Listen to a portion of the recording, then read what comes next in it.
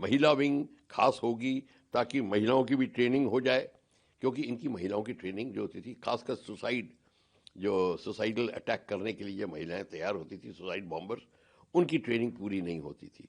तो वो उसकी ट्रेनिंग पूरी करने के लिए वो महिला विंग को ला रहे हैं। अगर भारत में जैसे मोहम्मद की टीम ने अटैक किया और ये टेररिस्ट ग्रुप अटैक करेगी, उनकी महिला विंग भी आएगी। ये एक बहुत ही, जिसको कहते हैं ना कि इम्पोर्टेंट स्टेप उन्होंने लिया है। इम्पोर्टेंट इसलिए कि उनको जो जैश ए मोहम्मद की जो टीम है, जो टेररिस्ट ऑर्गेनाइजेशन है, ऑलरेडी बैंड है, हम मसूद अजहर का नाम जानते हैं। और जो टीम को लीड करने की जो महिला को सेलेक्ट किया, उसका हस्बैंड जो है वो मारा गया था,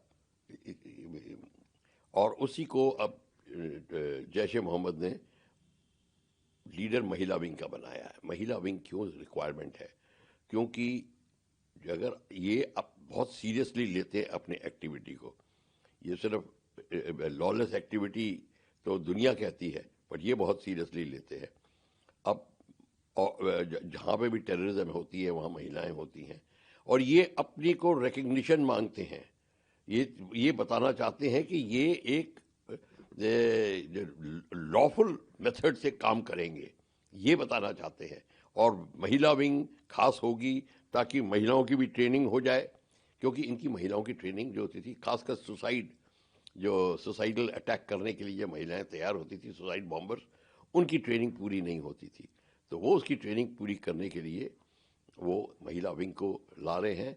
और जहाँ पे भी और भी एक्यूजिशंस आती थी कि ये महिलाओं पे ये लोग मिस हैंडल करते हैं इत्यादि इत्यादि, वहाँ पे इनकी महिलाएं जाएंगी। मतलब एक किस्म से एक्सेप्टेंस ढूंढ रहे हैं दुनिया में कि उनको भी एक्सेप्टेंस मिले और इज्जत का ओहदा मिले। बेसिकली ये रीज़न है कि महिलाओं को उनका भी फ़ायदा होता है उसमें। और फिर इस बात को, इस मूवमेंट को एक सीरियसनेस देने के लिए उन्होंने महिला विंग शुरू करी है। लेकिन सर, भारत के पर्सपेक्टिव में जो देखें इसे, तो क्या कोई बदले ऐसा कुछ, क्या ऐसा कुछ? देखिए, भारत के पर्सपेक्टिव जहाँ जहाँ ये काम करेंगे वो काम करेंगे। ये इसमें कोई भारत के पास की तरफदारी नहीं करेंगे, अगेंस्ट नहीं जाएंगे। पर देखो, देवबंदी और बरेलवी टीचिंग है, अब आपको पता है। फिर आप पूछेंगे कहाँ से कौन ट्रेन कर रहा है? जो देवबंदी टीचिंग जिन्होंने स्टार्ट करी है, जो मेंटेन कर रहे हैं, वही इनके आका है। तो ये बात भी अब माननी पड़ेगी आपको। तो अब आप खुद ही इस बात को क्वेश्चन समझ लीजिए कि कहाँ पे एक्ट करेंगे। यस, अगर भारत में जैसे मोहम्मद की टीम ने अटैक किया और ये टेररिस्ट ग्रुप अटैक करेगी, उनकी महिला विंग भी आएगी, बिल्कुल आएगी। तो उसमें कोई बात नहीं है। वो तो मैं उनकी ऑर्गेनाइजेशन की बात कर रहा हूँ, वो अपनी सहूलियत देके किस तरीके से आगे उठ रहे हैं।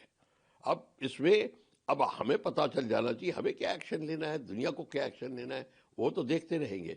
ये एक न्यूज़ है कि वो अपने काम की सहूलियत, अब उनकी इंटरनल प्रॉब्लम में भी है, उनमें भी सहूलियत हो जाएगी इसकी।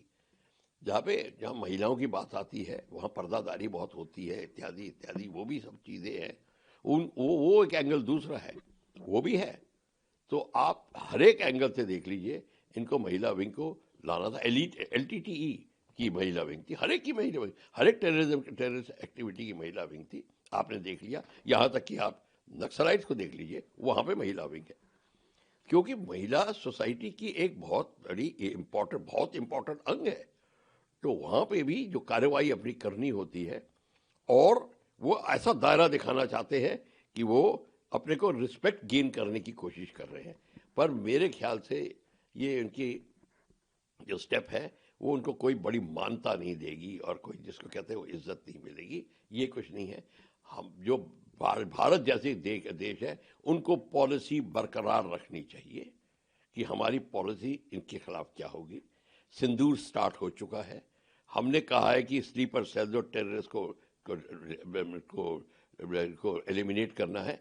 इस ग्रुप को कौन सा यहाँ पे टीचिंग ग्रुप जो है, देवबंद वगैरह किस तरीके से सहारा दे रहे हैं, ये सिंदूर की रिक्वायरमेंट है टू नो। तो ये भी होगा। तो ये एक ऐसी न्यूज़ नहीं है कि बड़ी कोई पब्लिक रिलेशन न्यूज़ है। इसके बहुत मीनिंग है।